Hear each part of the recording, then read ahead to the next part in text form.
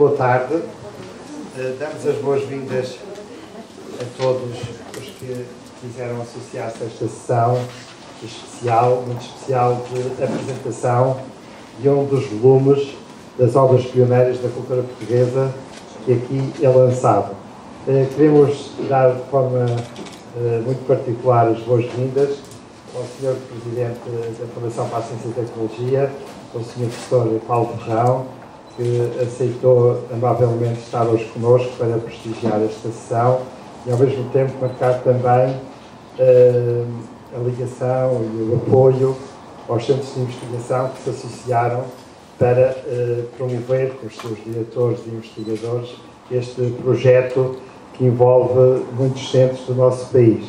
Agradecemos de forma também muito particular ao Sr. Dr.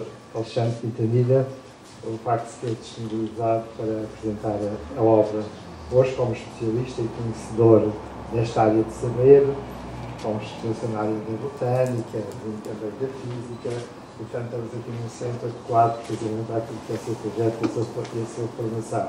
Certamente vai lançar luz sobre esta edição, que é uma das edições mais importantes também desta edição que hoje aqui lançamos. E de forma agora muito amiga, eu gostava de agradecer aos dois coordenadores deste volume, o Sr. Professor Jorge Paiva e o Sr. Professor Carlos Filhás, que comigo também dirige a obra.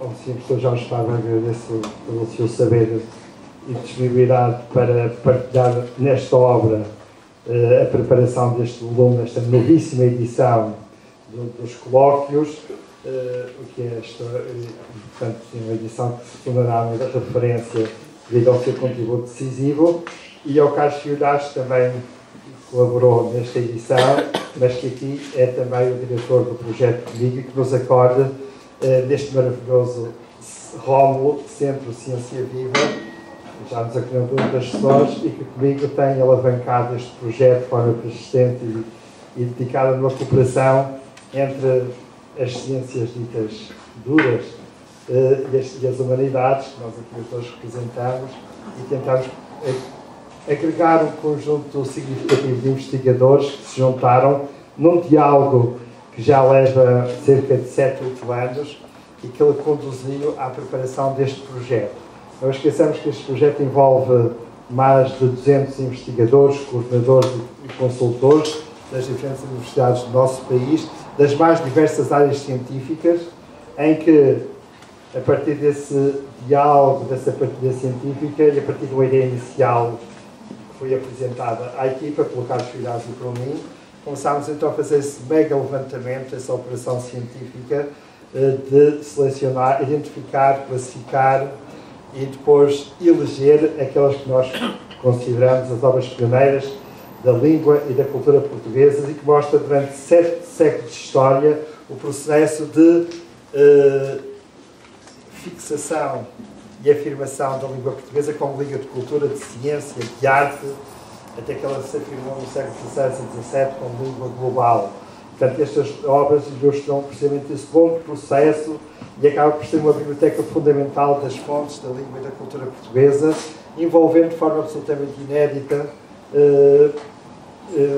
as mais diversas áreas de saber foram convocadas, desde a medicina, à história, passando pela biologia, pela física, pela engenharia, que contribuíram para, então, fazermos todos juntos esta seleção e depois prepararmos estas obras para a edição e oferecer ao público leitor em língua portuguesa e não só, aquilo que é esta construção da língua durante 7 séculos de história, desde o século XII ao século XIX. Não foi um projeto nada fácil, implicou muito trabalho, muita dedicação, implicou uma verdadeira epopeia de diálogos, que o Carlos Filhás e eu fomos fazendo em diálogo com os coordenadores, com os responsáveis de cada volume, até chegarmos a um caminho metodológico comum e depois apoiados uma equipa de investigação que trabalha diariamente connosco, com destaque especial para 2 colegas, uma coordenária da supervisão linguística, que é a doutora Aida Sampaio Lemos, e a doutora Joana Balsa de Pinho, que coordena a parte da paleografia, está ali, portanto, junto aos livros, e que uma equipa de investigadores que tem trabalhado a tempo inteiro tem associado os investigadores para fixar esta obra e torná-la disponível ao grande público e torná-la realmente capaz de ser lida por não especialistas. Que estas obras são preparadas a partir das fontes primeiras, daquela que é considerada a fonte mais credível, mas a partir de todo um trabalho de transcrição, anotação, cotejamento, e depois com o contributo decisivo dos coordenadores com o seu saber científico, vão anotando, vão fazendo as introduções, para que o leitor não especialista possa ler, por exemplo, um não físico, alguém que é de literatura possa ler o tratado de física e perceber o que é que está lá, como um físico pode ler a primeira novela, o primeiro romance em língua portuguesa e perceber o que está lá. Portanto, esse trabalho, esse diálogo é um serviço pedagógico extraordinário e foi isso que nós temos feito ao longo destes anos para que estas obras estejam cá límpidas, depuradas, acessíveis e também com grafismo extraordinário que podem ser lidas com proveito por todos. E assim temos uma visão de conjunto das nossas fontes. Mas tudo isso foi devido a esse trabalho intensivo, escondido, invisível, que foi feito por toda a equipa que se envolveu e em que o Carlos Filhais comigo teve um papel, acho que de forma especial, também importantíssimo na concertação de diversas instituições para que conseguíssemos o apoio fundamental para levar este projeto em frente.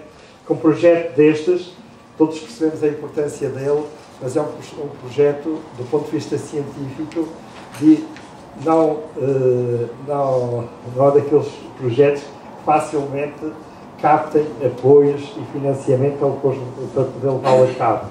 É preciso muita persistência e capacidade de persuasão para tentar convencer um conjunto de entidades, poucas, mas que sempre conseguimos, e começamos em primeiro lugar por agradecer à FCT, que é a nossa entidade-mãe dos nossos centros de investigação, e que também, através do seu presidente, também decidiu dar um apoio importante, mas que juntamente com outras instituições que foram percebendo e apoiando, embora em pequeno âmbito, mas deu o suficiente para conseguirmos vários projetos a cabo e trazê-lo ao público.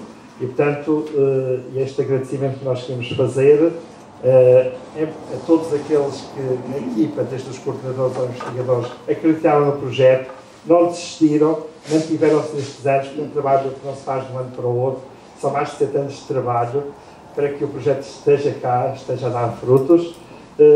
Às instituições que apoiaram, nomeadamente aos centros de investigação, estou aqui alguns diretores de centros de investigação de FCT que quiseram se associar desde o norte ao sul do país, estou aqui os seus diretores também, a quem muito agradecemos, e naturalmente queremos fazer um agradecimento especial a quem hoje apresenta a obra, ao Sr. Dr. Alexandre Quintanilha, e especialmente aos 2 coordenadores que prepararam de forma especial esta obra para ser apresentada hoje, porque muitas outras apresentações vão ser feitas e programadas ao longo deste ano, e algumas já foram feitas no nosso país.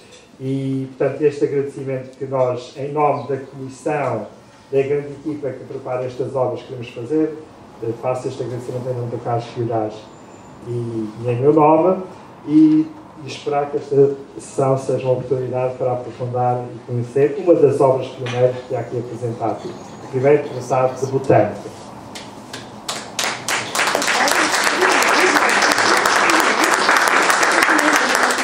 Então, se me permitem, eu gostava de dar a palavra ao nosso convidado especial, a quem agradecemos a oportunidade para apresentar a obra, o Sr. Dr. Alexandre Quintanilha.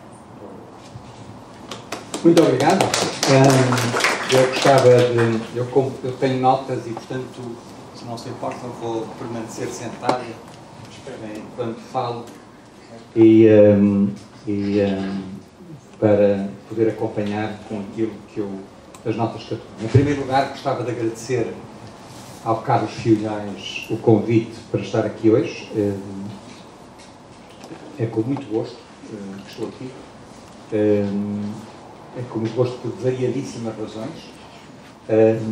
mas também porque não é a primeira vez que me convida para um lançamento. Eu, infelizmente, nas outras ocasiões não tive a oportunidade de estar presente, mas em relação a este livro é com muito gosto que o faço.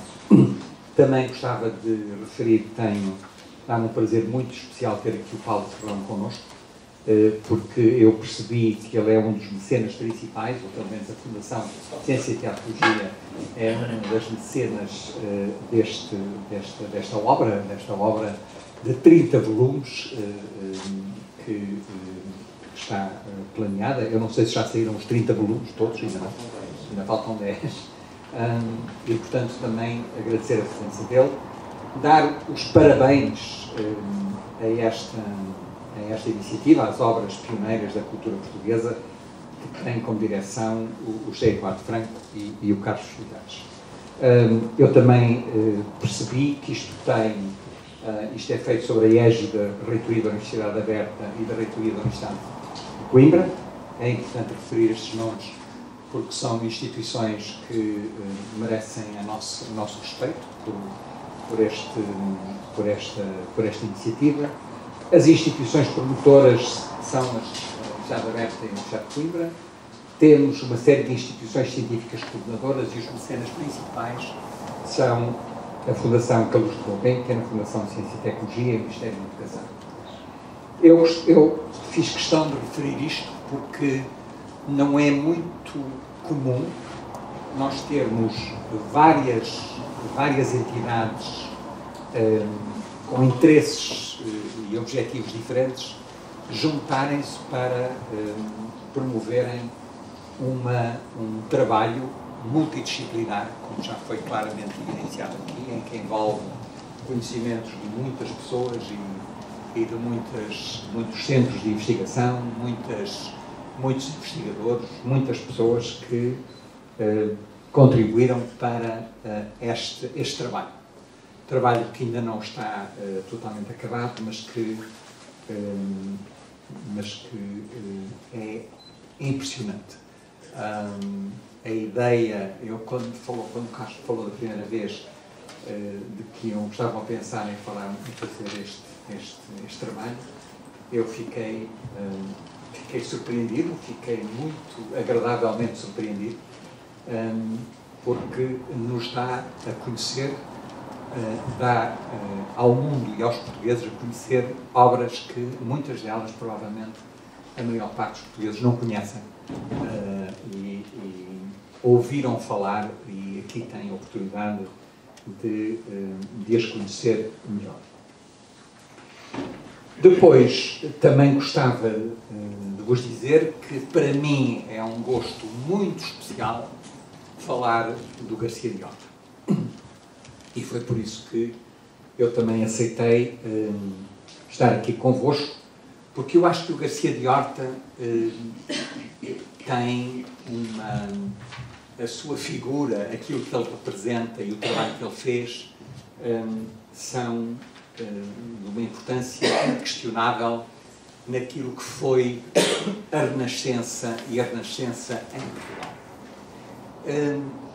Eu gosto, às vezes, de enfatizar a importância da Renascença falando da enorme alteração que os homens do conhecimento conseguiram realizar com o início do Renascimento e com a forma de olhar para o Renascimento. As atitudes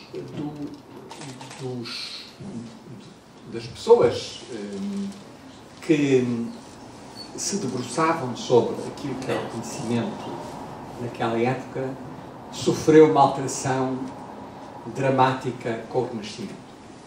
Antes do Renascimento, e na Grécia Antiga era diferente, mas antes do Renascimento, a maior parte, a atitude principal que era comum nos meios do conhecimento era uma atitude de, se quiserem, considerar que o conhecimento era perigoso.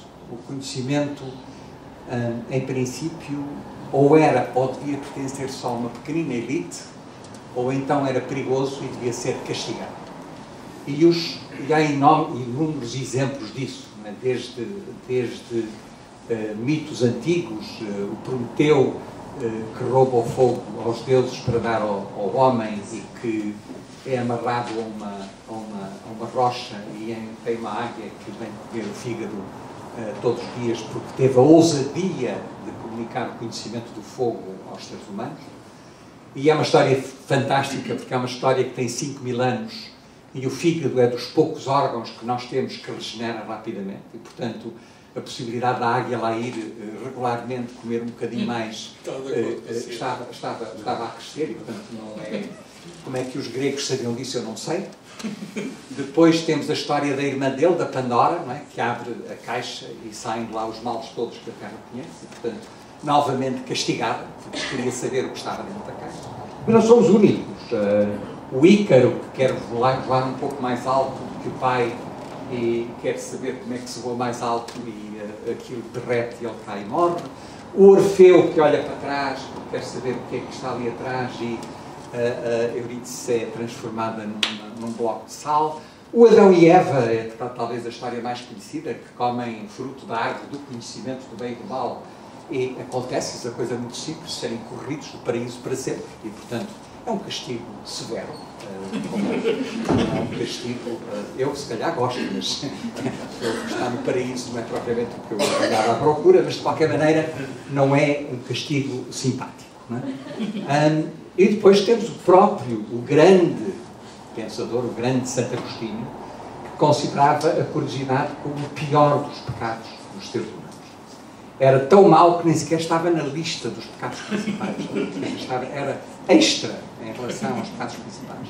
E, portanto, a curiosidade era, e foi durante séculos, sistematicamente castigada. E com a Renascença aparece o primeiro esboço dela ser, pelo menos, tolerada. Ela não devia ser muito arrogante, mas seria tolerada. E há frases conhecidas, há uma frase muito conhecida do Pascal, em que ele dizia que nós só devemos querer ir até aquilo que está à nossa portée, aquilo que esteja ao nosso alcance. Não devemos querer ir mais longe, isso é arrogante demais. Há frases do Montaigne sobre a arrogância dos homens em quererem saber mais e devem ser mais modestos naquilo que querem atingir. E, portanto, a Renascença, a partir do século XII, XIII, eu sei que não é considerado normalmente a Renascença, mas eu vou falar de um personagem dessa época, do século XIII, que foi para mim o começo verdadeiro da Renascença. Essa transformação da curiosidade castigada para uma curiosidade pelo menos tolerada é um facto importante que o Garcia da Horta é um bom exemplo desse movimento.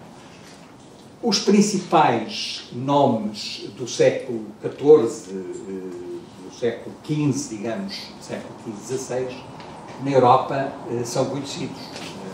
São pessoas como o Rabelais, como o Leonardo. O Leonardo tem uma frase maravilhosa que eu não canso de mencionar e que acho que devia estar na entrada de todas as universidades, que é quem debate ou quem discute num argumento, quem debate ou quem discute invocando a autoridade ou os nomes das autoridades ilustra mais a sua memória do que a sua inteligência. E eu acho esta frase lapidar, porque estou farto, nós estamos todos fartos de ouvir pessoas para defender as suas posições, dizem, isto foi o Erasmus que disse, isto foi o Einstein que disse, isto foi o Feynman que disse, isto foi não sei o quê. Portanto, a expressão do Leonardo é muito apropriada em relação a esta questão. Mas o Copérnico também faz parte desse grupo, mas para mim o grande homem que começou a fazer esta alteração chama-se Roger Bacon. É um homem que viveu no século XIII, ele nasceu em 1214 e morre em 1292, e tem uma frase, eu vou lê-la em inglês porque é tão clara em inglês que se eu traduzisse ficava mal.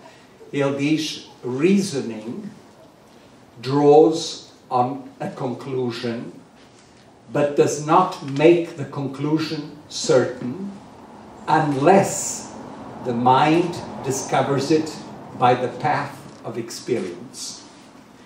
E, portanto, o raciocínio consegue chegar a certas conclusões, mas não faz com que essas conclusões se tornem verdadeiras se essas conclusões não forem descobertas através da experiência. Não é?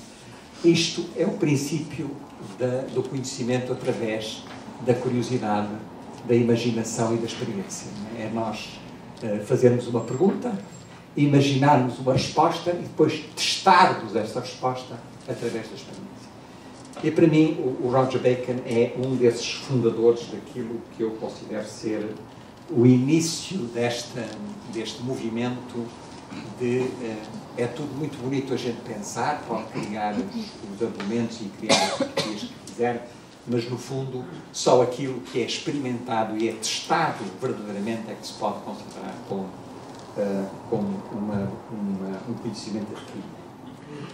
O Renascimento em Portugal é curioso porque eu fiz aqui uma lista de nomes que fazem parte deste Renascimento em Portugal, do século XV e século XVI, e que são todos eles, pelo menos, conhecidos.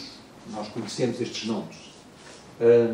Na área da matemática e da astronomia, temos dois grandes vultos, que é o Abraão Zacuto e o Pedro Nunes, que são dois dos génios na área da cartografia, da matemática, do desenvolvimento de novos conceitos, de criação de novas áreas do conhecimento.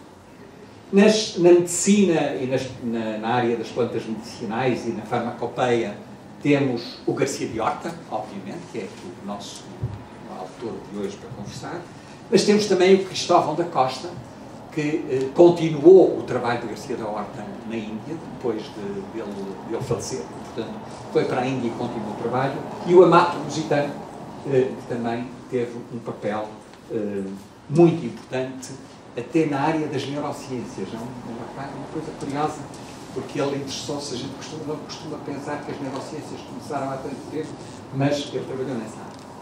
Na política e diplomacia temos outro grande nome, o Damião de Góis, que viajou um pouco por toda a Europa e conheceu os grandes nomes da política dessa época, era amigo de Erasmus, foi embaixador em vários sítios da Europa. Depois temos o Luís de Camões e o Bernardino Ribeiro na área da poesia e da prosa. Eu gosto muito do Luís de Camões, não é preciso falar mais, toda a gente sabe quem é. O Bernardino Ribeiro, para mim, tem uma característica muito interessante, que é o primeiro romance, se quiserem, em que o homem fala com a voz de uma mulher. E é uma coisa curiosa, que isto mostra uma certa audácia. O Menino e Moça, ele fala com a voz da mulher, daquela mulher que fala sobre o assunto. E o que é curioso para mim é que todos estes nomes que eu mencionei, e há vários, são quase todos são vultos da nossa Renascença e que nasceram, se a gente for ver as datas, nasceram meio século ou um século antes dos grandes vultos da Renascença que a gente conhece. Pessoas como Francis Bacon, que é conhecido como, se calhar, o conhecedor, o iniciador, se quiserem, da ciência experimental. O Galileu nasceu em 1564, o Garcia da Horta nasceu em 1501, o Descartes, que nasceu em 1596, portanto quase um século depois, o Pascal, que nasceu em 1623, o próprio Spinoza, que nasce em 1632, e portanto estes nomes portugueses que eu mencionei são todos ou meio século ou um século antes dos grandes nomes da história da Renascença que nós conhecemos.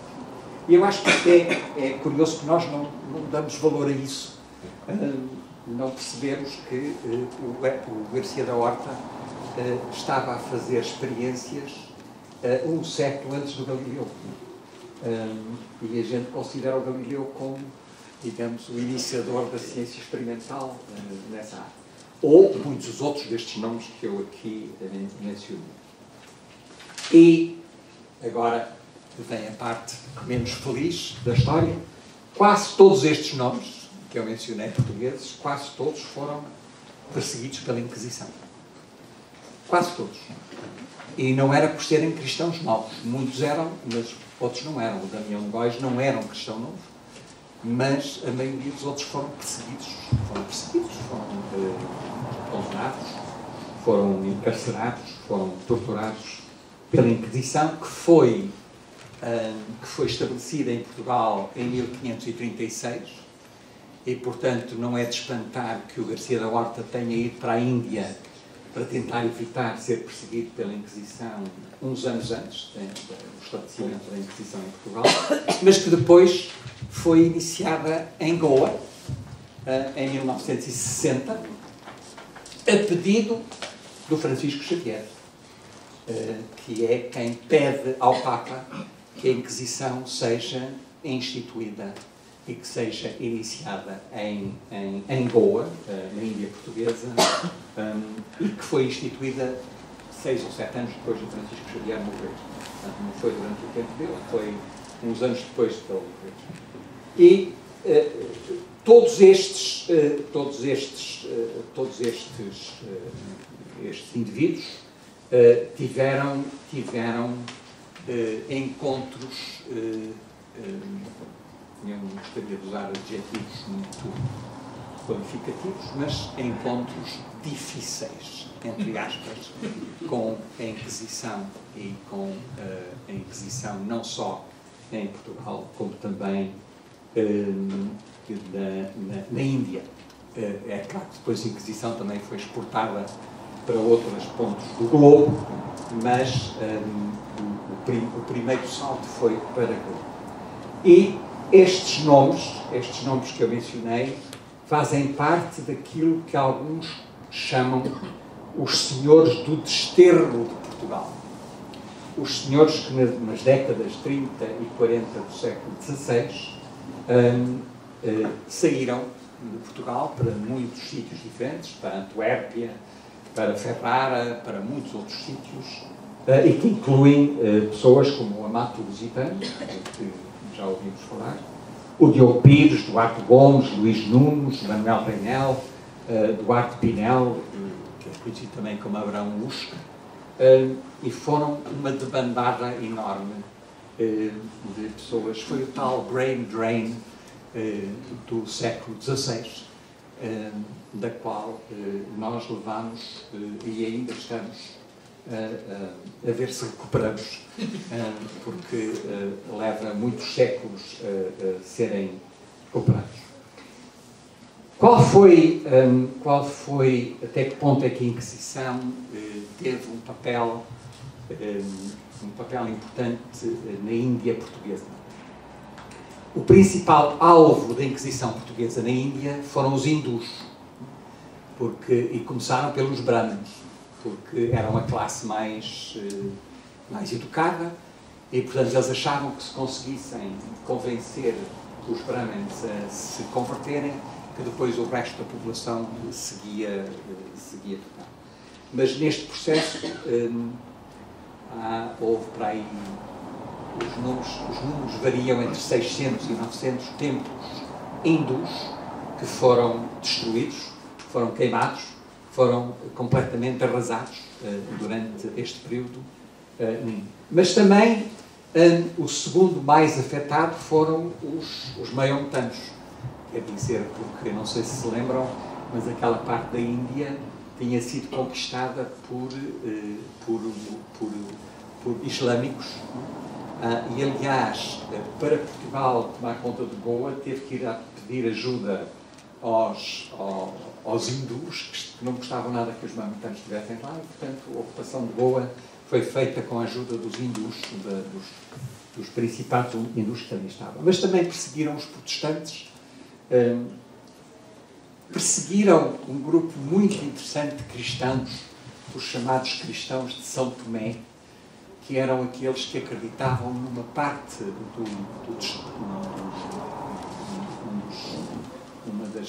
como é que se chamam? Os evangelhos do apóstolo. Ele era um apóstolo e tinha um evangelho que nunca foi aceito, mas que foi para a Índia e, portanto, este grupo de cristãos de São Tomé também foram perseguidos e também foram, obviamente, os cristãos novos. Os cristãos novos, descendentes de judeus, que era uma pequenina minoria nessa altura, em relação àquilo que existia na Índia. Há dois livros que eu recomendo, para perceberem melhor o que a Inquisição fez na Índia. Um é escrito por um padre protestante francês que foi vítima da Inquisição e conseguiu fugir, um homem chamado Charles Delon, que em 1687 escreveu um livro sobre o que ele tinha passado nas masmorras da Inquisição em Goa, e que é um livro interessante de ler. E já agora eu não costumo fazer propaganda do meu amigo e companheiro de 40 anos, mas um livro do Richard Zimmler que se chama Goa, ou O Guardião da Europa, que também fala sobre este ponto de influência da Inquisição. Falando agora da família Horta. A família Horta não escapa à Inquisição. A família Horta, a irmã do Garcia da Horta, é condenada e é queimada num alto da fé em Goa. O Garcia escapa, mas quando descobrem que a irmã era perigosa, descobrem também que o Garcia da Horta se calhar não era melhor, e então fazem uma coisa extraordinária, que é desenterram os ossos do Garcia da Horta e queimam-nos num alto da fé em Goa. Os ossos, é melhor fazer morto, ser queimado morto do que é verdade. Eu preferia que fosse assim. Ela própria, ver se salvava, denunciou o irmão. Essa parte não sei. Mas talvez tão importante como isso, tão importante como ele os ossos serem queimados, ou se calhar até mais, nessa altura eu já não sentia nada, os livros dele também foram queimados. E, portanto, foi uma razia em relação... Não há nas bibliotecas de Coimbra nenhum colóquio dos símbolos. Não há. Muito poucos exemplares e não há nenhum. Bem. Portanto... No texto britânico. Há um exemplar no colóquio. Original? O original. Primeira edição. Mas é de... Não, isso é amplificado. Há a da edição do século XIX, estou a falar da primeira edição. 1563. Portanto, com esta introdução, eu gostava de vos agora falar um bocadinho do livro.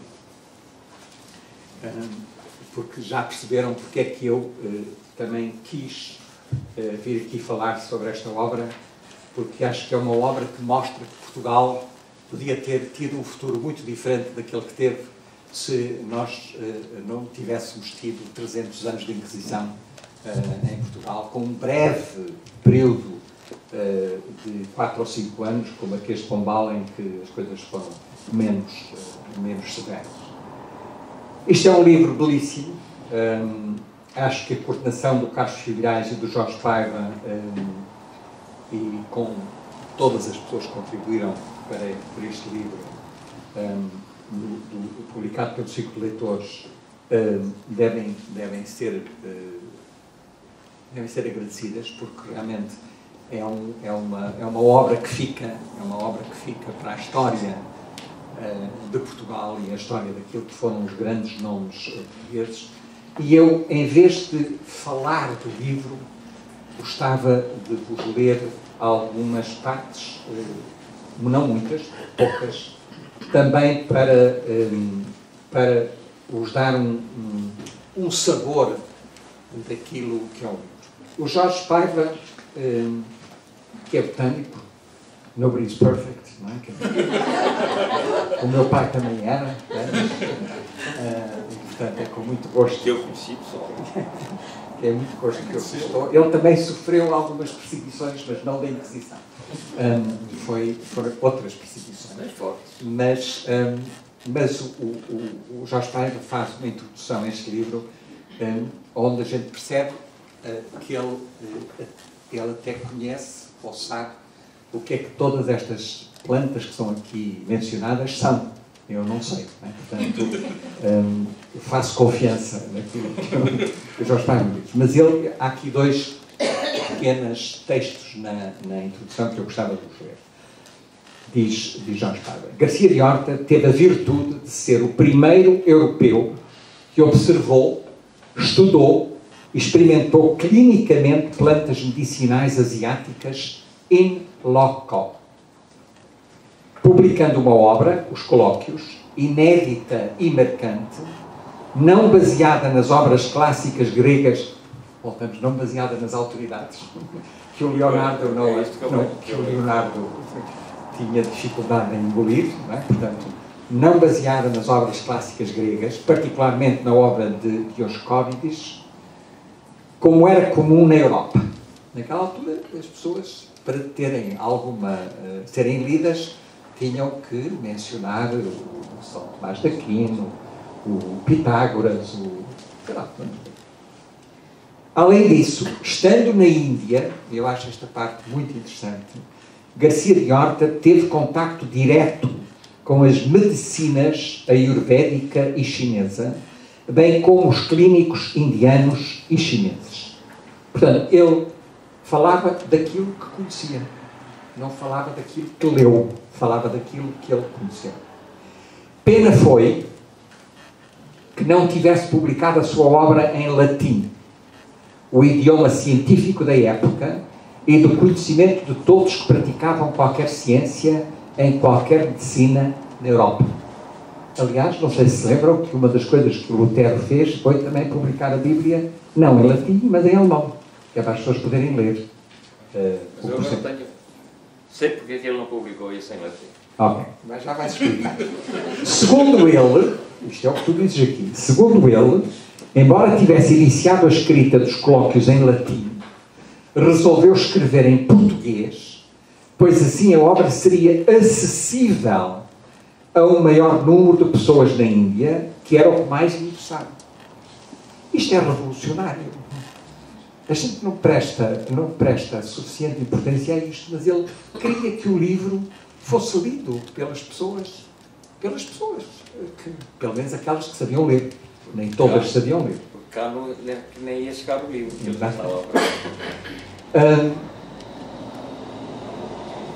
Foi uma decisão infeliz, em parte, pois como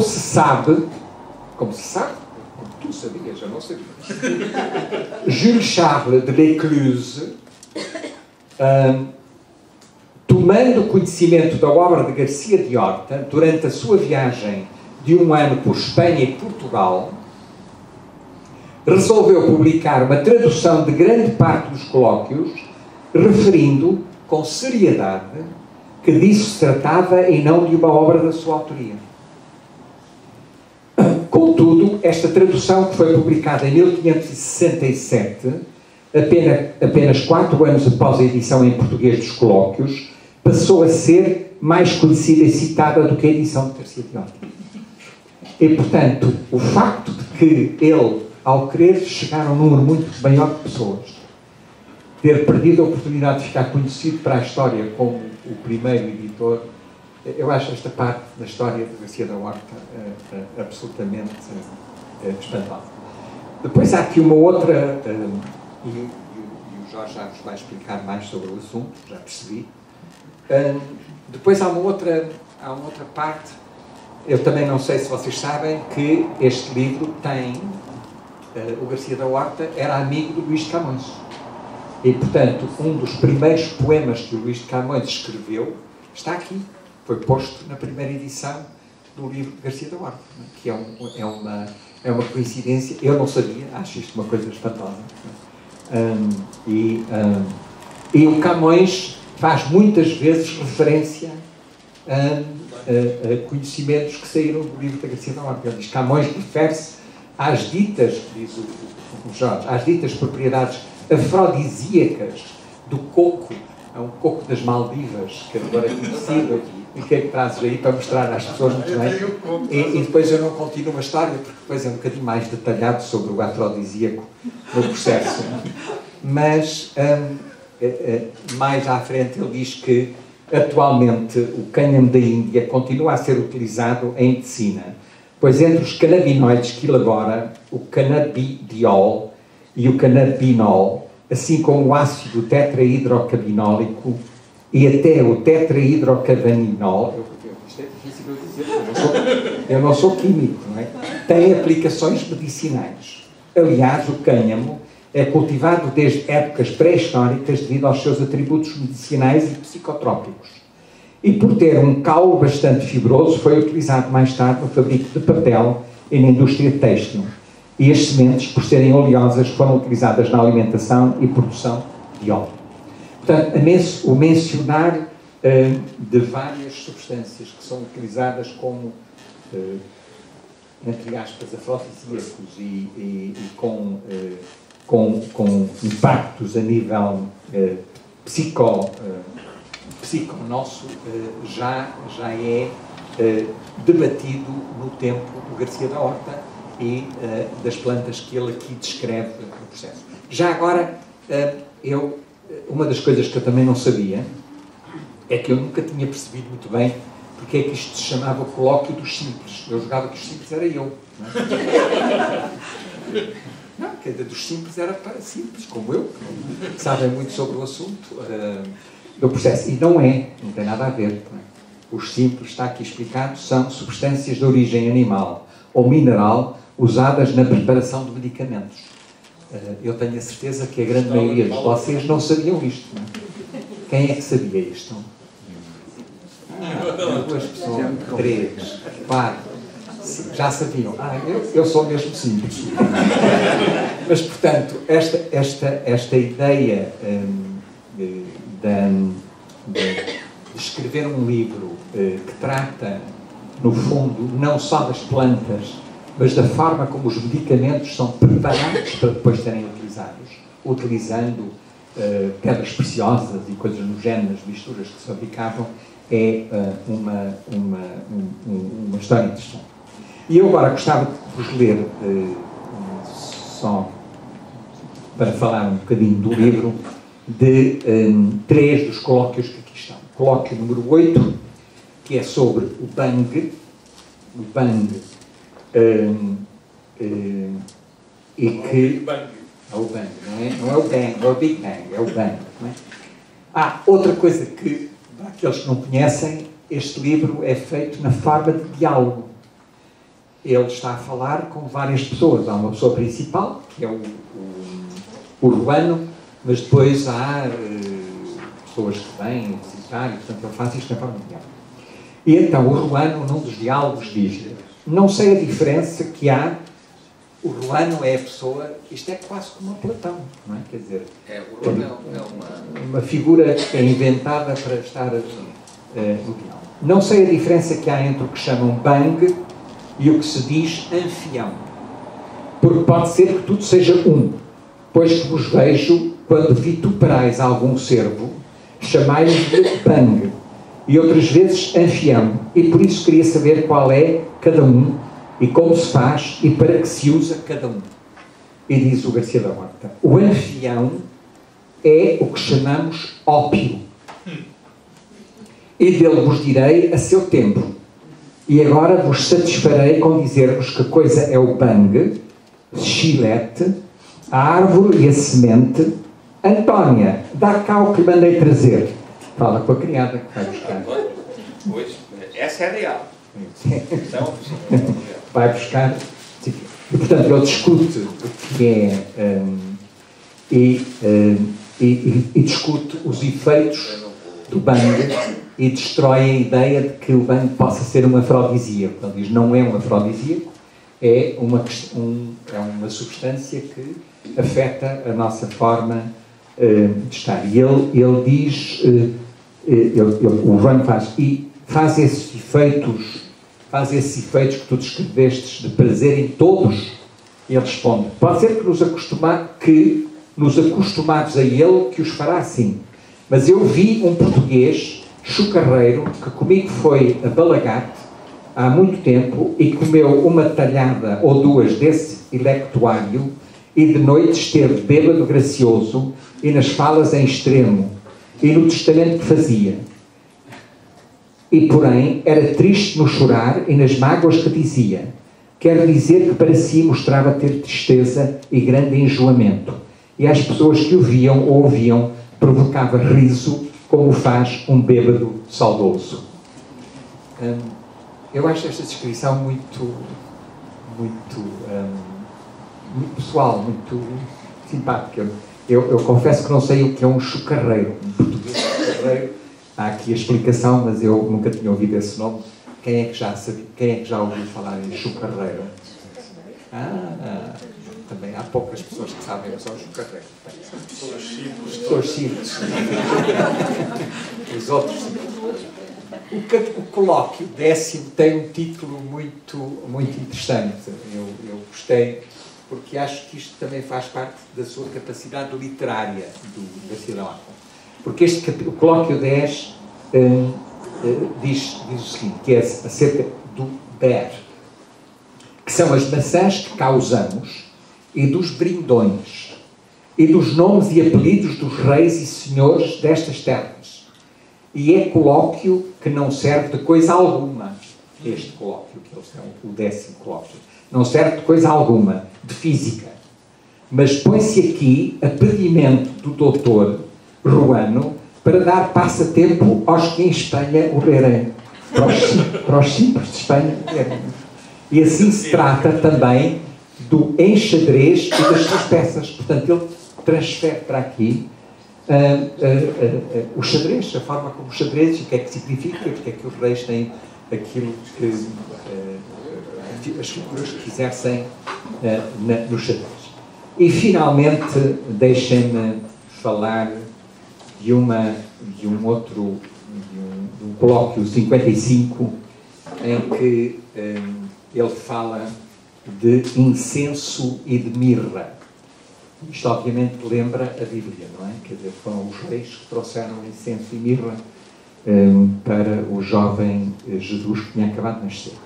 E diz Ruano, porque escrevem que há duas maneiras de incenso, uma da Arábia e outra da Índia, é necessário sabermos da árvore deles, como se chama, na terra de onde o há, e saber se é mesinha usada nesta terra. E depois há aqui uma longa descrição sobre o que é, de onde vem. Há uma coisa muito curiosa neste livro, que eu também reparei, é que ele, ao dar respostas, também explica como é que uma mesinha qualquer tem um nome em diferentes partes do mundo. Portanto, ele fala de como é que aquilo, qual é o nome em Malaca, qual é o nome em Moçambique, em Sofala, qual é o nome que é dado na Arábia, qual é o nome que é dado... Portanto, ele faz aqui uma espécie de tradução daquilo que são os nomes que se dão à mesma coisa em sítios diferentes do planeta Terra. Mostra também um conhecimento muito alargado que ele tinha nessas coisas. Mas, no fim, ele dá uma resposta que eu achei muito interessante e que volta àquela questão da experimentação em vez da autoridade. E na última resposta, o Ruano faz esta pergunta. E a mim, com essa condição, me parece bem o que dizeis. E folgara que me dissereis mais coisas do incenso, porque os nossos castelhanos lá dizem que o há nas Índias Ocidentais do nosso rei. As Índias Ocidentais, eu suspeito que sejam as Caraíbas. As antigas. Bem, e o Horta responde com uma modéstia que eu aprecio. Eu não digo as coisas senão que sei bem sabidas, ou ditas por pessoas dignas de fé. E isso que dizeis dos escritores das Índias Ocidentais, já o li. Mas como não vi, não sei dizer se é verdade ou não. Vós o podeis saber em Castela e escrevê-lo lá, e vos Deus levar, porque isto não revela muito. Eu não vos vou dar mais exemplos. Acho que o livro, o que ilustra esta obra que aqui está, que é uma obra que é publicada no século XVI, uma obra que ficou esquecida, que foi queimada, que foi... é uma obra que mostra que em Portugal havia pessoas que já nesta altura questionavam o saber, entre aspas, que existia. E que queriam que esse saber fosse também útil, portanto, tivesse utilização em medicina, em outras áreas do saber naquela época, e que o Garcia da Horta teve a ousadia e a curiosidade. Ele acho que plantou um jardim botânico, ele próprio, com as ervas e as venzinhas e as plantas todas que iam chegando, que ele estava interessado. É um indivíduo que mostra o princípio daquilo que é nós atingirmos o conhecimento através da experimentação, através do conhecimento daquilo que nos é posto nas nossas mãos e dos testes que nós fazemos em relação a isso.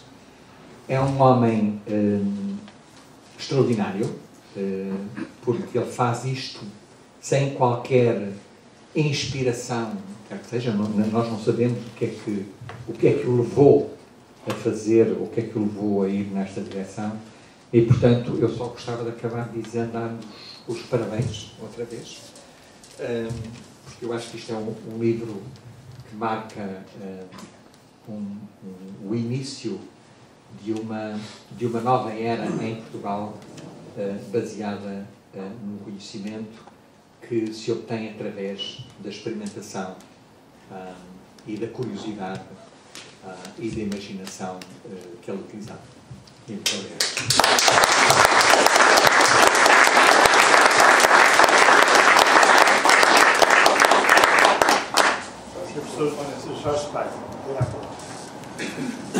Bom, pouco mais a dizer, mas eu tenho coisas a dizer a propósito de Garcia da Horta. Mas antes disso, eu devo dizer que, na realidade, os grandes renascentistas portugueses estiveram ignorados durante muito tempo, porque a literatura era normalmente em português, como o do Garcia da Horta, e portanto todos procuraram nos latinos e nos ingleses só referem a isso foi agora muito retratado por um professor português de origem açoriano, é professor Isto é do meu pai. Onésimo. E ele refere essas coisas todas e, na realidade, nós tivemos grandes renascentistas que estiveram ignorados durante muito tempo, mas não é sobre isso que eu queria falar, porque já foi suficiente que o Aurélio aqui esteve a dizer. Aurélio não. Alexandre. Aurélio era o pai.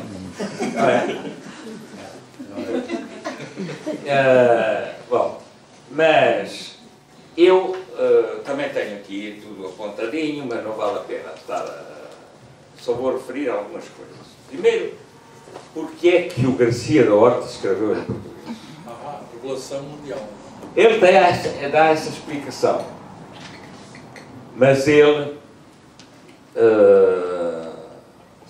não quis correr o risco de um contemporâneo dele, que também teve que sair do país por causa da Inquisição, que foi o Amado Lusitano. E o Amado Lusitano escrevia em latim. Até houve já um português, uma pessoa, o professor universitário, que diz: Garcia da Horta não escreveu em latim porque não sabia latim. Francamente, Garcia da Horta, estou convencido que até grego sabia, e o como Campos, eram indivíduos muito cultos. Ora bem, e o Amado Lusitano escreveu em latim e levou, desculpa o termo, com a pastilha, em que Matiola tem para para o denegrir, porque ele estava a ter grande importância no meio da monarquia, porque os reis queriam sempre um bom médico, não é? Antigamente os médicos só tratavam as doenças com plantas. Eu ainda sou desse tempo, é preciso ver. Eu nasci em 33, o antibiótico, o Fleming, descobre-se sem querer em 1940 e só começam a ser produzidos depois de 1950, portanto, era diretamente com as plantas. Tem sorte. Com as plantas e tudo, não é? Claro. Claro, também é a resistência. Bom, mas, portanto, o Amato Lusitano, o Mattioli, como aquele que estava a tirar a freguesia, e então, até aquele cão que ladra que chamou, não é? E o homem teve que andar a fugir da República a República. Quando a Inquisição chegava a uma República, fugia para outra. Escreveu em latim. O Garcia da Horta escreveu em português. O Mattioli nem sequer soube que ele existia. O Mattioli nunca referiu o Garcia da Horta, que é contemporâneo com Amato. E o Garcia da Horta conhecia o Amato, porque eu refere. Mas isso foi só um pormenorzinho. E agora? Porque é que ele escreveu em português? Para fugir a isso. Para fugir a essas críticas, porque depois imediatamente, porque ele não pensava que ia morrer tão depressa. Bom, eles só tinham uma diferença de 10 anos, o Amato e o Garcia da Horta. Mas o Garcia da Horta também tinha muito receio dessas críticas, porque Mattioli e companhia, todos seguiam a ciência grega, a ciência clássica, particularmente por causa do Dioscórides, que o Dioscórides baseou-se no Teofrastos, no Aristóteles, não é? Assim como o Plínio. Ora bem, eu tive a sorte de ter estudado o Teofrastos, ainda continuo, vai sair agora outro livro do Teofrastos com a Fátima Silva, e muitas dessas plantas foram por aí fora. O Teofrastos foi também fez experimentação, mas não conhecia muito bem as plantas asiáticas. O Garcia da Horta foi o primeiro que lá foi e fez. E o Garcia da Horta era tipicamente um renascentista. E eu experimentava, queria ver, sempre que eu não via, afirmava isso. Mas o Garcia da Horta, porquê que ele usou o Rouen? Para ele poder contestar. Para ele poder contestar. E ele diz assim, não me punhais medo com Dioscórides, nem Galeno. Portanto, o outro dizia, olha que estás a dizer o contrário do que eles dizem. Cuidado. E a Inquisição não aceitava isto. Porque não é dizer senão a verdade e o que sei. Isso está no colóquio 9, 105, que aqui no livro está na página 371. Para não estarmos a E depois diz ainda, não digo mal dos gregos. Eu não digo mal, eu não digo que eles não sabem nada. Não digo mal dos gregos. Por serem inventores das boas letras, como dizeis. Mas também são inventores de muitas mentiras. Eu estava a dizer, nem tudo que eles disseram é verdade. Eu estou a experimentar e estou a concluir que não é. E, portanto, isto era um risco brutal. Porque a Inquisição, se ele está em Portugal, e disseste isto em Portugal, estava em Goa, em que a Inquisição ainda lá não tinha chegado, mas logo que lá chegou, cascou-lhe mesmo já com ele morto. Pronto. De maneira que, para mim, ele escreve em português para fugir disto. Claro que ele tinha que dar uma explicação diferente, coitado. E depois tem outras coisas em que ele normalmente foge da Inquisição. Bom, aqui não vou referir isto, já referi isto, que é o caso do Camões. Porque o Camões, no fundo, para mim o Garcia da Horta vai para a Índia precisamente para poder, porque ele, quando, tanto um como o outro, como o Amato Lusitano, eles têm formação em Salamanca, não é?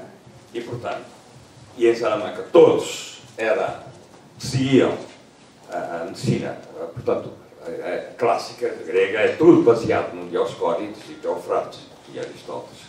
Ora bem, e então ele começa a ver que há coisas que não estão certas. E só tem uma solução, vai para aí. E aproveita a circunstância de ir conhecer plantas que ele sabia que existiam, assim como o Teofrastos sabia que existiam.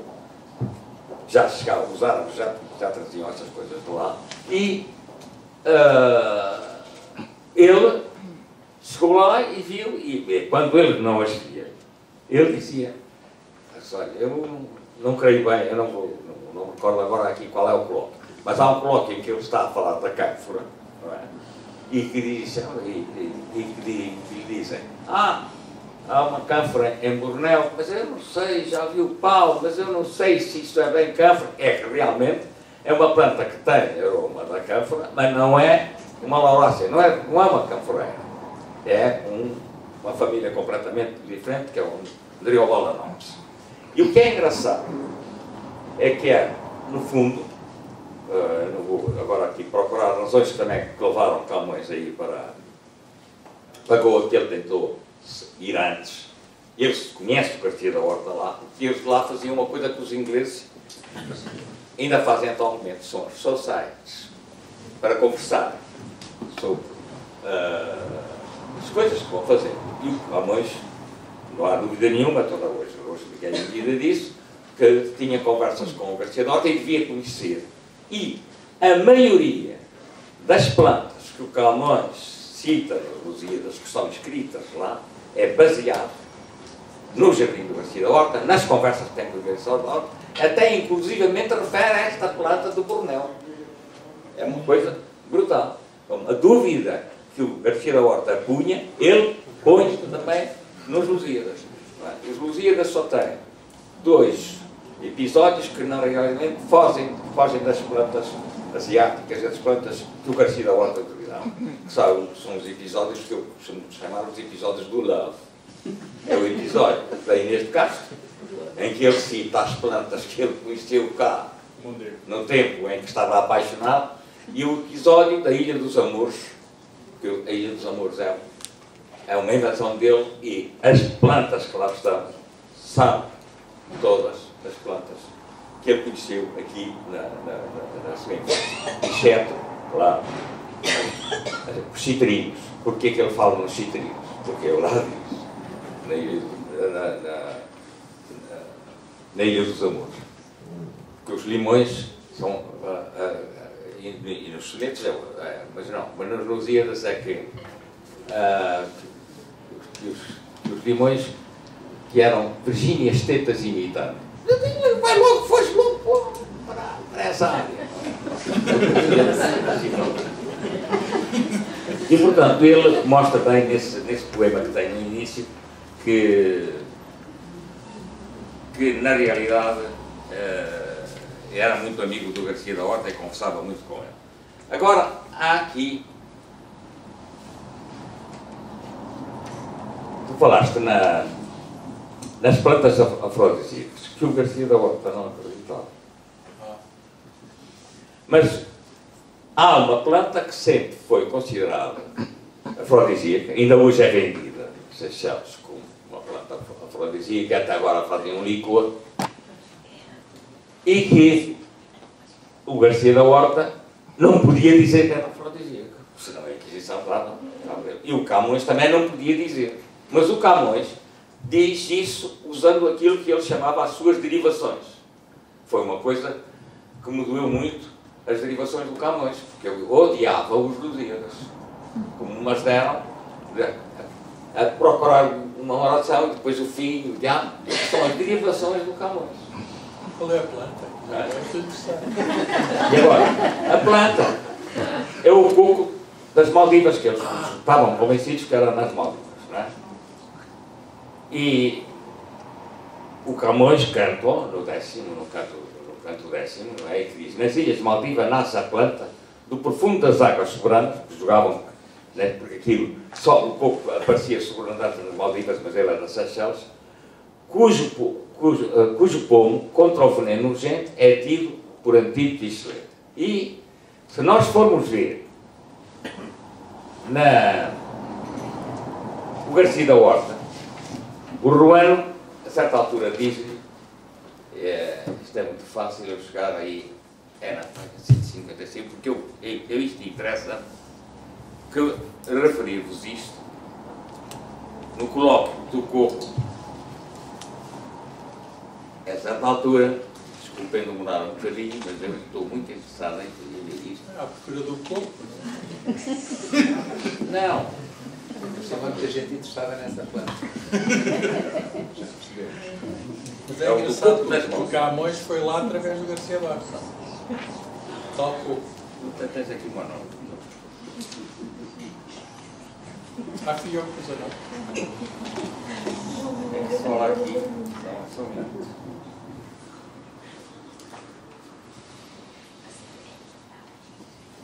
Página 155.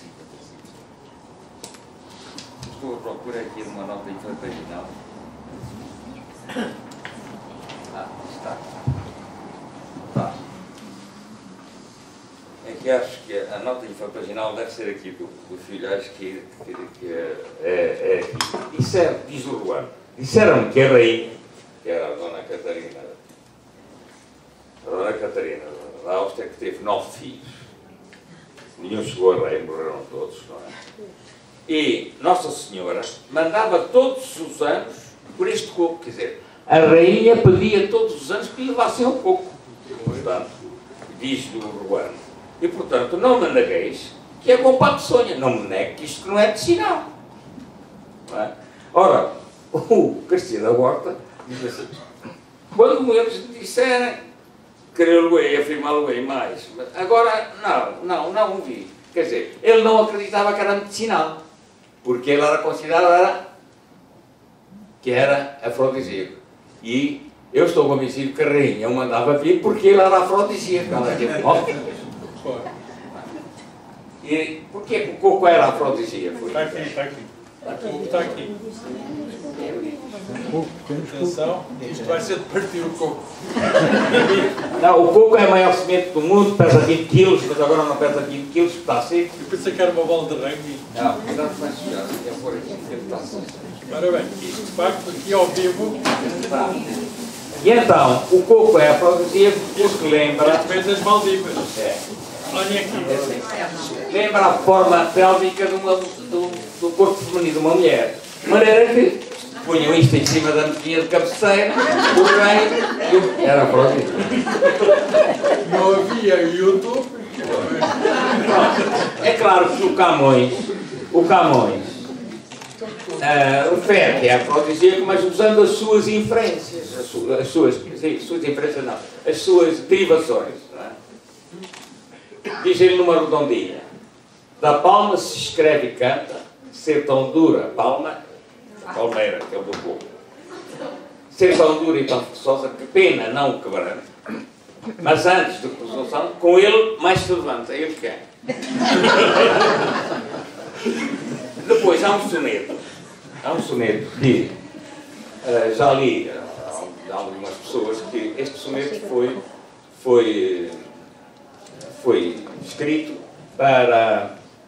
em homenagem ao Bispo de Miranda, que o Bispo de Miranda, quando disse a última missa antes do Dom Sebastião ir para o disparate que fez para a Santivir, e na homilia disse ao Dom Sebastião que fez referência que era um disparate que se ia fazer, que não devia ir. E o Dom Sebastião, irritado, demitiu. E depois o cardeal Dom Henrique, quando toma conta do poder, e leva outra vez o pároco a bispo. Pronto. Então dizem que é isso. Ora, vamos ler o soneto, que não fala em pradas, nem fala em bispo, não fala em nada. E o soneto mas é para o coco. O soneto do Camões é do coco. É.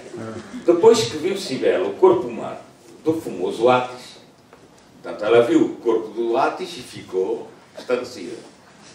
Seu verde pinheiro, em piedade, o vão furou primeiro, convertido, chorou-se o bravo dano. Quer dizer, o pinheiro do Átis não funcionava. E fazendo a sua dor ilustre engano, a Júpiter pediu que o verdadeiro preço da nobre palma e do loureiro ao seu pinheiro desse soberano. Então ele pediu ao Júpiter: olha, dá-lhe o coco, dá-lhe a palma. Mais lhe concede, filho poderoso, que as estrelas subindo tocar poça, vendo os segredos lá do céu supremo. Portanto, o Júpiter fez-lhe a vontade. Ó ditoso pinheiro, ó mais ditoso, quem se vir coroar da folha vossa, cantando a vossa sombra verte eterno. O pinheiro funcionou. Portanto, o Camões usava isto e o Garcia da Horta dizia, olha, isso. Mas não dizia que era, não podia dizer que era afrodisíaco. De maneira que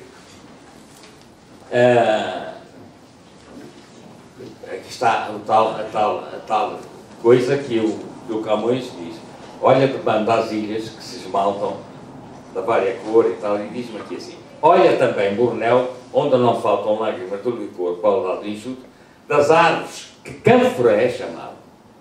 Portanto, havia uma árvore que se chamava, que era cânfora, que ele tinha ouvido dizer ao Garcia da Horta. Não sei se realmente isto é a verdadeira cânfora, que não é.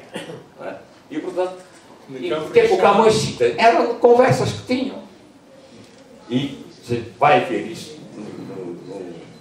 nos colóquios e realmente vê que o Garcia da Horta só gostava de dar certezas daquilo que ele realmente via e da experimentação que fazia com as plantas. E é preciso ver que ele chegou a ser o médico do Hospital de Goa. Agora, devo-lhe dizer o seguinte, que um dos meus livros de medicina de cabeceira, o Garcia da Horta, que eu já o li 2 vezes, mas não chego. É uma coisa que os colóquios, eu tenho estado a tirar anotações dos colóquios e ainda não acabei, não sei quando é que vou terminar, porque o Garcia da Horta foi um indivíduo que, depois dos gregos, é preciso ver que o Mattioli não fazia experimentação. Os gregos, o Teofrasto experimentava. Não é? E depois, a partir dali, aquilo era sagrado. Porquê? Porque a Igreja traduziu para latim o Dioscórides. E, portanto, se queria sempre, a medicina era o Dioscórides. Dizer o contrário daquilo era... E depois, então, a Inquisição era muito pior. De maneira que o Garcia da Horta, que queria ver se realmente era coisa, e ele afirma aqui, que na realidade não me digas isso, eles também não disseram, há coisas que não estão bem. Não. E dizer isto era terrível. E ele disse isso em vários sítios, já andou a tirar esses apontamentos. Agora, que ele foi um médico extraordinário e, na realidade, primeiro botânico, no fundo, que os médicos eram fundamentalmente botânicos, que ainda hoje 85% dos medicamentos são de origem vegetal. Eu costumo dizer na brincadeira. Porquê? Porque não são de origem animal. Porque os animais mexem-se e as plantas é mais fácil apanhá-las. E os animais é preciso arranjar casais para se cruzarem, para se reproduzirem. E nas plantas basta reproduzir por estaca. Mas, na verdade, é mais fácil, mas pronto. E o Garcia da Horta teve uma outra particularidade, que estudou venenos. Porque hoje nós sabemos que todos os medicamentos são tóxicos. Todos os chás são tóxicos. E a indústria farmacêutica está a estudar os venenos mundiais. De uma víbora da América Central, faz hoje um medicamento que é dado em microgramas para doenças cardiovasculares. E do veneno de uma planta que a semente mata 12, tem veneno suficiente, é mais pequena com o tamanho que um grão de milho, fazem-se hoje 5 medicamentos para tumores, para cancros, é? Para vários tipos de cancro. De maneira que, portanto, são venenos, são tóxicos, que os médicos, muitos deles só com receita médica, e muitos deles os médicos dizem, olha, isso é para uma criança, isto é meio comprimido, para um adulto pode ir até 2. Não é? Portanto, é preciso ter muito cuidado com essas coisas. E o Garcia da Horta sabia disso, sabia das doses, que experimentava. Ele experimentou. E aquilo devia ser as conversas diárias. E como ele sabia, porque ele conhecia a obra dos gregos, não há dúvida nenhuma. Portanto, irem dizer que o Garcia da Horta não sabia latim, não tinha andado em Salamanca. Com certeza que Não tinha nada a dizer. Pronto, era só isso que eu queria realçar, que é uma obra que, apesar de eu já ter visto 2 vezes, e tinha a edição que eu tinha, estava toda já assim, e a minha mulher agora ofereceu-me esta que agora fui olhar depois ali,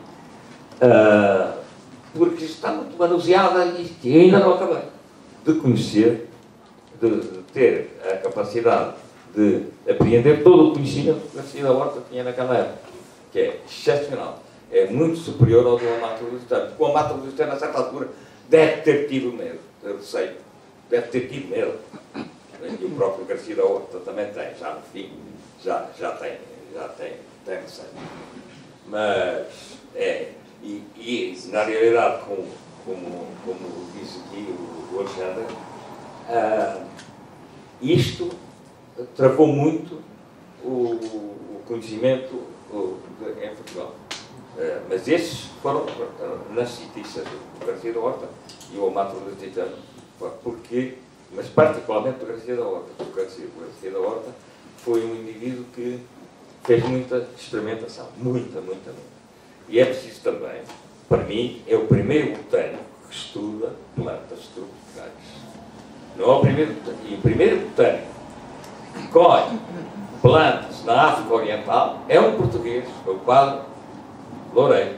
É o primeiro botânico que faz um herbário de plantas da África Oriental. É o primeiro. Não é da África do Norte. Muito bem.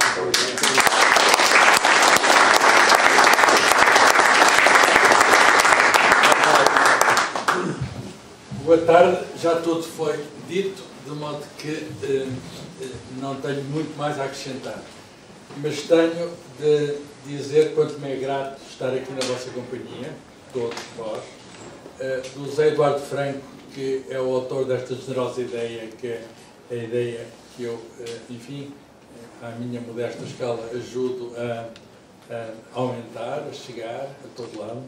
Ao Alexandre, que disse que era simples, mas a simplicidade é uma virtude, e ele é um virtuoso, quer na apresentação da ciência em Portugal, e oxalá continue a ser. Nós precisamos de ti para que a ciência chegue a todos.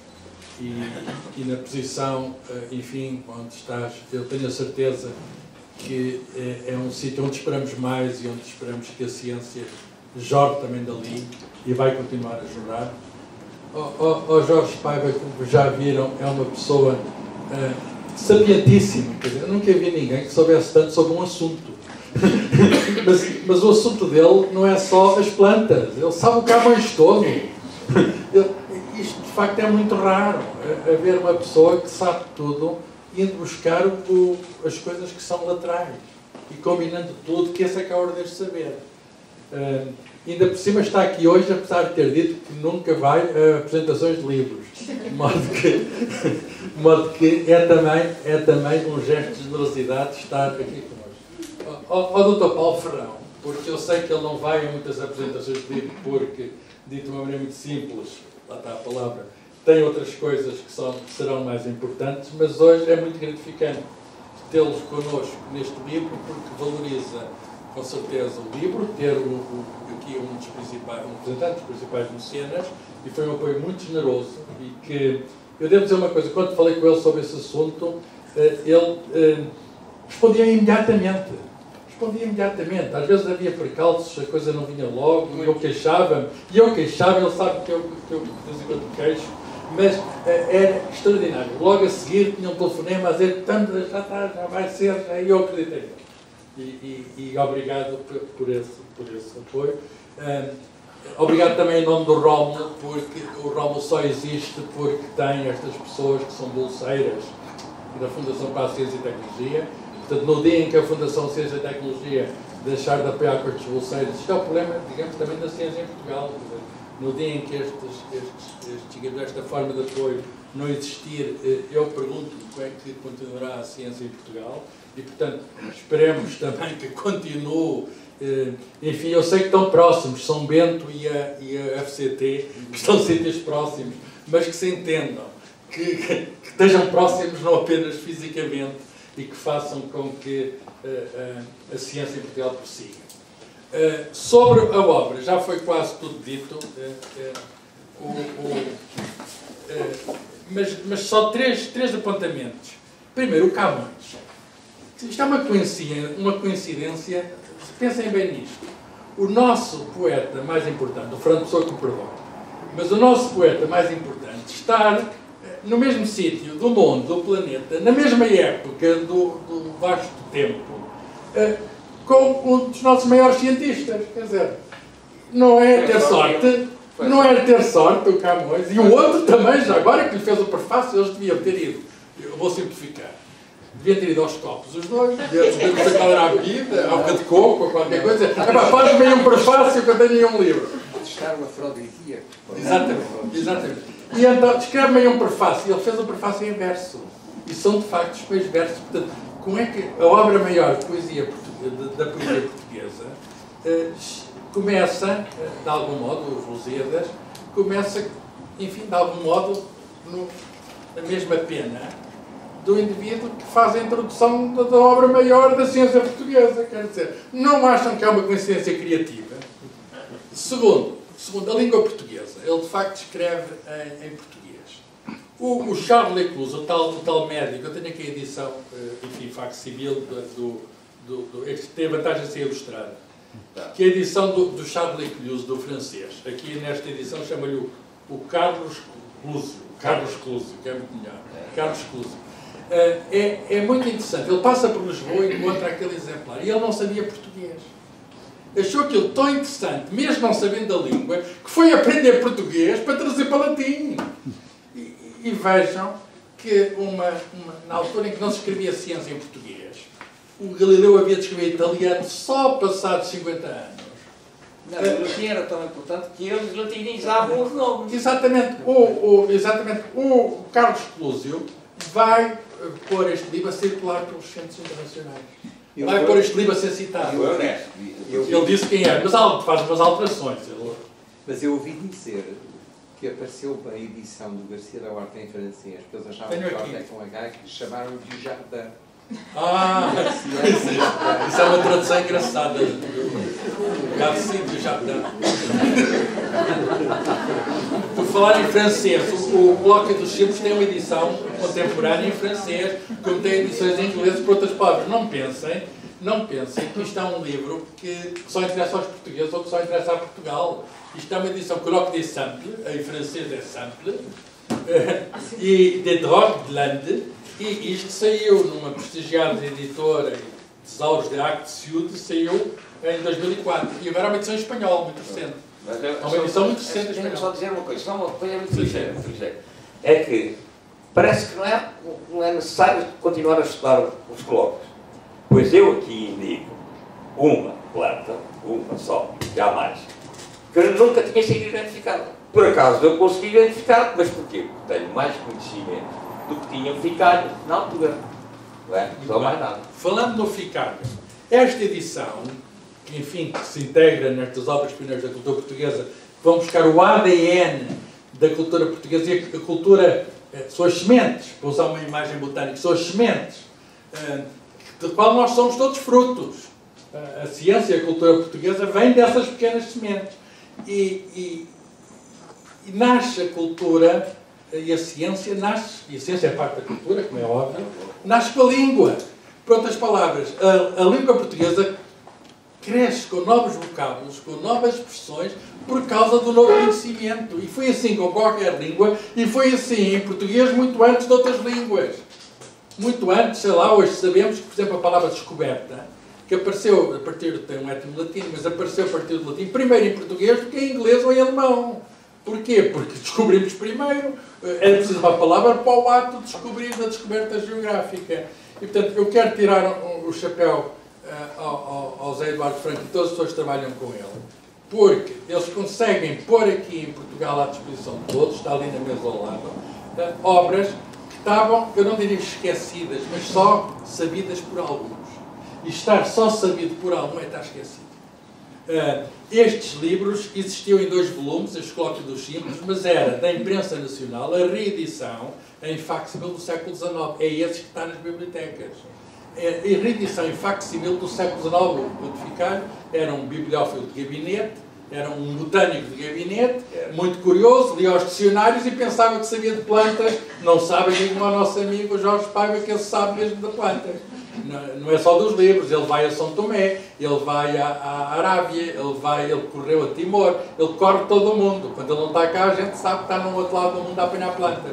Ora bem, imaginem que estes livros, que se conseguem arranjar na imprensa nacional, mas são do século XIX, são reedições do século XIX. É a primeira vez que um livro essencial da cultura e da ciência portuguesa aparece, digamos, no mercado, em português, para os portugueses de agora, numa edição que se pode ler. Por isso, obrigado a todos e obrigado muito em especial à Fundação para a Ciência e Tecnologia, que percebeu isto e se não fosse ter percebido, esta mensagem não passava, vai passar com a vossa ajuda e a ciência vai ser de todos. E só sendo de todos é que nós também em Portugal, enfim, ganhamos identidade, ganhamos expressão, ganhamos, enfim, fazemos como o Garcia de Horta. O Garcia de Horta era um homem sabedor e, portanto, otimista. Ele dizia, o que não sabemos hoje, amanhã saberemos. É esta mensagem que devemos repetir hoje. É isso que faz a Fundação para a Ciência e Tecnologia. O que não sabemos hoje, amanhã saberemos. Muito obrigado.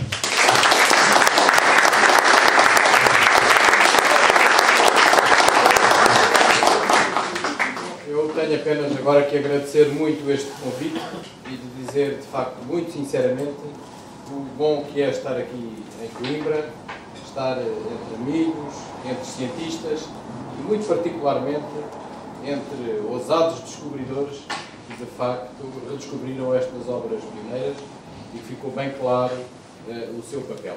Portanto, são, de facto, obras de grandes portugueses, cujo contributo, assim, honramos. E, de facto, ao fazê-lo, afirmamos a relevância da ciência e da cultura científica e o seu papel na construção desta sociedade que se quer afirmar no mundo, hoje, como há 4 séculos. Portanto, o problema não é muito diferente. E, de facto, que prazer foi ouvir o professor Jorge Paiva e o professor Alexandre Quintanilha, na sua sempre perspicaz cultura, erudição, e que, de facto, fez com as obras. Conseguimos perceber bem o que nos disseram, mas de facto com um trato muito especial. É claro que um agradecimento muito especial ao professor Carlos Filhais, portanto, por ter trabalhado também nesta obra e em todas a edição, e de facto, como já aqui foi referido, conheci o Dr. José Eduardo Franco, que não conhecia, também gostava de o felicitar e de facto de agradecer por todo o esforço que tem feito. É claro que tive pouco tempo para ler, foi agora aqui durante esta obra, durante esta discussão, e eu ouvi muito, mas realmente eu tomei aqui umas notas que gostava de vos passar como mensagem mais subliminar. Mas, portanto, são obras em diálogo, e acho que isso é de facto fantástico. Como disse Carlos Filhais, resulta de uma epopeia de diálogos. E quão importante é dialogar. Portanto, ouvir, escutar, falar, formar opiniões, formar consensos e depois decidir a direção e caminhar juntos.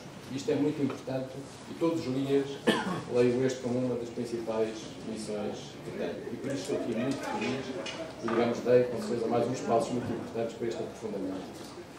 E já dizia, também vou fazer uma citação, de breve, no colóquio 33, dizia o ano, as coisas que são muito necessárias e mais usadas é necessário serem muito seguras. E isto é muito importante, porque, de facto, o valor destas obras, destes eventos, destes diálogos, estão nisto. Nós temos que dizer muito aquilo que faz muita falta e que é preciso ser sabido. Porque, se não o fizermos, é esquecido. E, de facto, é por isso que a FCT não podia estar alheia a este movimento e deixem-me que lhe diga com muita sinceridade, a FCT nunca tem que agradecer porque ela existe para vos servir. Portanto, é sempre um gosto estar presente nestes eventos e, em particular, fazer o trabalho de casa, que é muito mais importante do que os eventos. E, como disse o professor Quintanilha, Este trabalho é provavelmente fruto das Inquisições, portanto, porque, no fundo, tornou esta gente embaixadores de Portugal no mundo, e Portugal poderia ser muito diferente se não tivéssemos estes 3 séculos de Inquisição. E, de facto, o que hoje estamos a construir é esse Portugal que almejávamos, mas que precisa de se consolidar. Portanto, através de todos vós, é tão importante a ciência quanto é também frágil. Bem sei. Portanto, a comunidade científica nunca pode ser dada como um dado adquirido e, por isso, temos sempre, todos nós, que trabalhar, que divulgar o seu contributo, que o comunicar bem à sociedade e, por isso, é particularmente relevante este trabalho que o Carlos Filhais tem desenvolvido de uma forma tão única na comunicação de ciência e que eu não me canso de elogiar.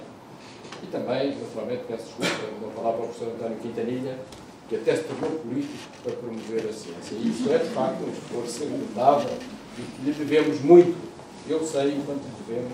Mas Alexandre, não é António nem Aurélio. Eu disse António. Foi Peço preciso. desculpa. Isto não está fácil. Ora bem, tendo dito isto... É o coco. O coco está-me a baralhar. É de facto, também foi exemplar o que aprendi aqui, de facto esta obra que foi queimada, que foi esquecida e que, no fim, como foi aqui tão bem explicado, nos traz à ideia a utilidade da ciência com base na experiência, com base no teste, com base no fazer de muito conhecimento e depois a capacidade única de promover o bem-estar da sociedade. E isso é de facto uma lição também muito importante, da qual precisamos muito hoje.